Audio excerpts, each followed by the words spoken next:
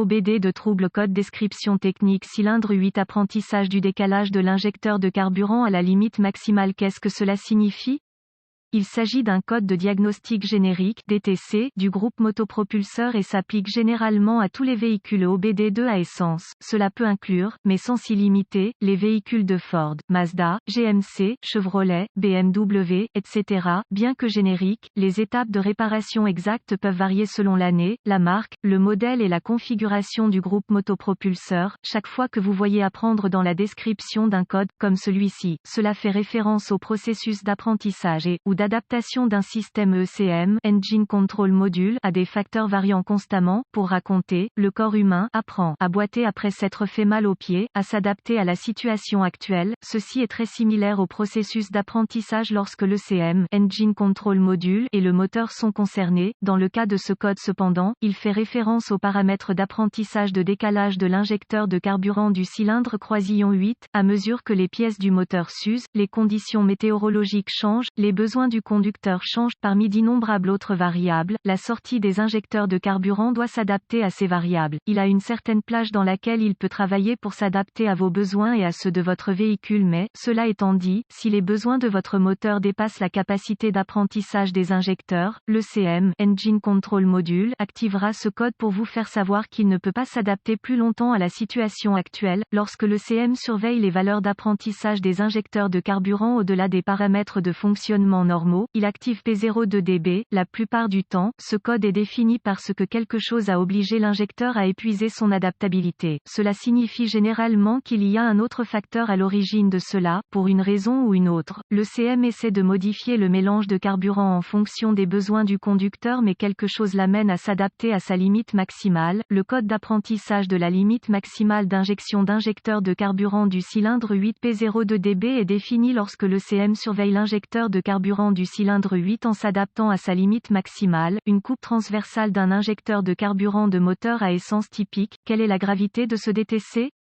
Tout ce qui amène un injecteur à s'adapter au-delà de ses limites de fonctionnement est certainement source de préoccupation. La gravité est réglée sur modéré à élevé. N'oubliez pas que les mélanges de carburant s'adaptent à de nombreuses variables, mais l'une d'entre elles est des pièces internes usées du moteur, de sorte que le diagnostic effectué pour ce défaut doit être effectué par un professionnel. Quels sont certains des symptômes du code?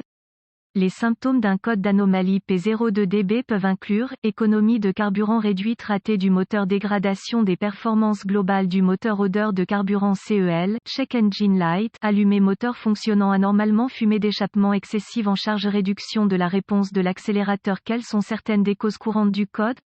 Les causes de ce code de diagnostic d'injection de carburant P02dB peuvent inclure fuite de vide, filtre à air bouché, tube d'admission fissuré, joint de culasse défectueux, problème d'ECM, cylindre 8, injecteur de carburant défectueux, segment de piston usé, fissuré, collecteur d'admission fissuré, admission de fuite, joint PCV, EGR. Quelles sont certaines étapes de dépannage P02dB?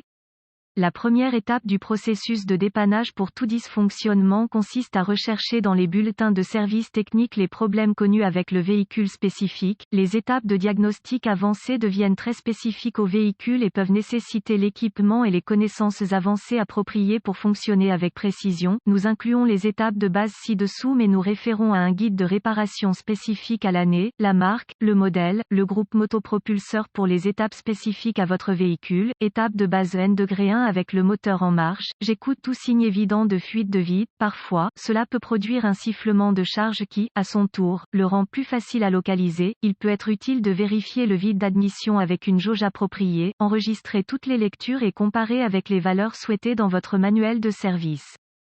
De plus, c'est une bonne idée de vérifier votre filtre à air avant de passer à une autre étape. Un filtre bouché peut faire monter en flèche la valeur du vide d'admission. Remplacer si nécessaire. Un filtre à air bouché semble généralement enfoncé en lui-même. Remarque, une fuite de vide entraîne de l'air non mesuré dans l'admission, provoquant des mélanges air-carburant irréguliers. À son tour, cela peut amener les injecteurs à s'adapter à leurs limites. Étape de base N-degré. L'emplacement des injecteurs de carburant rend leurs faisceaux et connecteurs sensibles à la corrosion et à l'intrusion d'intrusion d'eau, ils sont montés dans un endroit où l'eau, les débris, la saleté s'accumulent, inspectez visuellement pour cela. Si c'est un gâchis, utilisez une soufflette à air comprimé ou un aspirateur pour retirer tous les débris afin d'inspecter correctement la zone à la recherche de signes évidents de dommages. Étape de base N-3 en fonction des limites de capacité de votre outil d'analyse, vous pouvez surveiller l'injecteur de carburant avec le moteur en marche pour surveiller tout comportement erratique ou anormal. Si vous voyez quelque chose de préoccupant, selon le coût d'un injecteur,